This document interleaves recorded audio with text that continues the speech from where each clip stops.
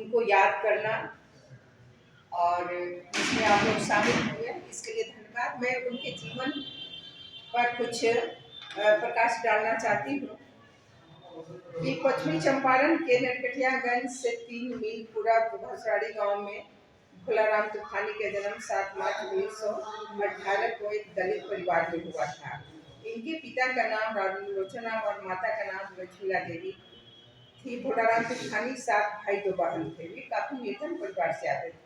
इनके पिता मजदूरी का काम करते थे। बड़े होने पर भोलाराम विद्यालय जाने लगे। रेलवे मिडिल स्कूल से पढ़ाई समाप्त करने के बाद उच्च विद्यालय नरकटियागंज में इनका नामांकन हुआ। साथियों की मंडली विद्यालय के अवकाश काल में कहीं घूमने के लिए तैयार रहती थी। इस मंडली के सरगना भोलाराम प्रतिदिन डांट पटाट घर पर सुनने को मिलती थी। वे काफी मेधावी छात्र थे। वे अपने वर्ग में प्रथम स्थान लेकर शिक्षकों और उनका प्रिय विद्यार्थी बन गए। उनके तत्कालीन शिक्षक थे वो पुत्रवत राम इकबाल जी। उनका पुत्रवत स्नेह उनका मिलता रहा था। वर्ग शिक्षक उन्हें समझाते थे, लगा कर पढ़ोगे अच्छे नागरिक बनोगे। फुटबॉल खेल उनका विशेष स्थान था। जो जो भोलाराम को संभालते रहे त्यों कटु सत्य का अनुभव होने लगा। ऊंच नीच का भेदभाव, हठधर्मिता, छुआछूत, अंधविश्वास, मनुष्य से घृणा करने जैसे कृत्यों के प्रति उनके ऐसे मानव से भोलाराम तूफान का विद्रोह से भर उठा। भारत की पराधीनता की कहानी सुनते सुनते क्रांतिकारियों के बारे में जानने की उत्सुक रहते थे। विद्यालय तथा जगहों पर अंग्रेज सरकार की क्रिया निंदा करते थे।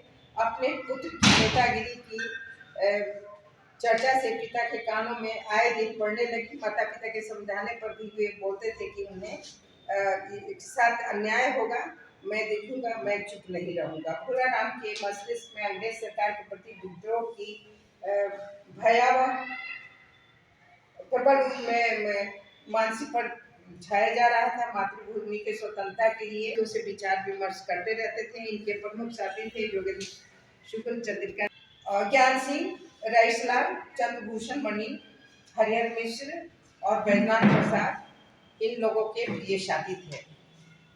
1932 सरदार भगत सिंह, 31 भगत सिंह, राजगुरु और सुखदेव को सरकार ने फांसी देकर क्रांतिकारी को विदित कर डाला। उपरोक्त जैसे ही फांसी होने के बाद ये भारतीयों के खून में उबाल हो गया था जो दवाई नहीं दबता था। भोलाराम का दल पहले से अधिक शक्तिशाली और खूंखार हो गया था। बम के निर्माण का काम भोलाराम के घर पर होने लगा। सरकार भगत सिंह के क्रांतिकारियों का दल ये चंपारण जिला में शुरू हो गया था।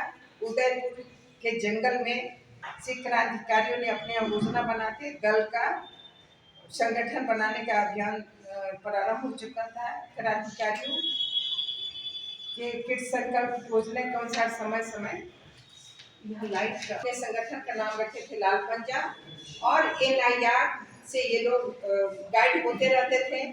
उन्होंने अपने बताने के क्रम में यहाँ सुगौली स्टेशन पर वो प्रथम श्रेणी में अंग्रेज बैठे थे और उसी समय 2 क्रांतिकारी अंदर गए और उनसे रिवॉल्वर लिए। तब तक हल्ला होता, ये लोग ने बम फोड़ा, वो धुआं बम था, लोगों में दहशत फैला। ये लोग रिवॉल्वर लेकर के अंग्रेज से चले गए। उसमें एक भोलाराम तूफानी भी, भोलाराम का भी नाम था। दूसरी घटना है पारस परसा गांव का। परसा गांव में वह एक जमींदार थे, उनके यहाँ बंदूक था और बंदूक वो अपने रखे हुए थे, घर में रखे थे।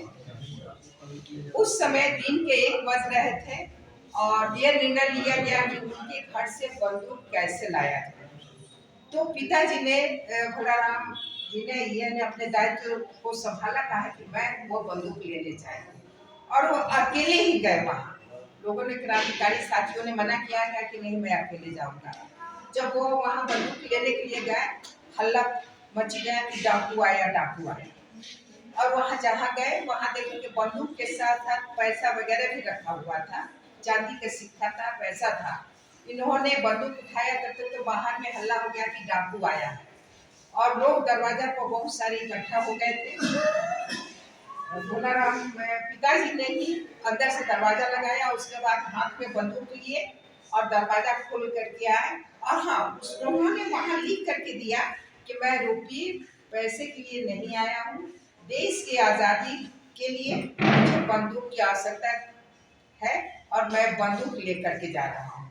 और बंदूक लिए दरवाजा खोले और तानते हुए कि मैं किसी को कोई नुकसान नहीं करूंगा, बंदूक लिए आए थे और बंदूक लेकर जा रहे थे। लोग हटते गए और फिर ये बंदूक लेके चले गए। ये दूसरी घटना। बहुत सारी घटनाएं उनके साथ हुई है। और एक बार की बात है कि सिकटा स्टेशन पर वो काउंटर लूटे थे, और काउंटर गमछा में पैसा लेकर के वो दौड़ते हुए रेलवे लाइन पकड़ करके आए थे। वो सरकारी खजाने की लूट भी ये लोग करते थे।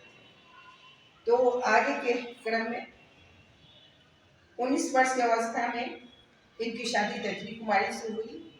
माता पिता सोचे कि विवाह बंधन में बंध जाने के बाद गृहस्थी का बोझ पड़ेगा और उदारता अपने आप खत्म हो जाएगी। तब तक भोलाराम क्रांतिकारी संगठन बनाए और मजबूत होता चला गया। चीनी नरकटियागंज चीनी मिल के उत्तर पश्चिम में हरगोड़ा नदी के किनारे जंगल था।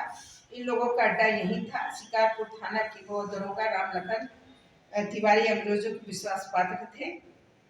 क्रांति के दबाने के नाम पर अपने पद और शक्ति का दुरुपयोग करते थे।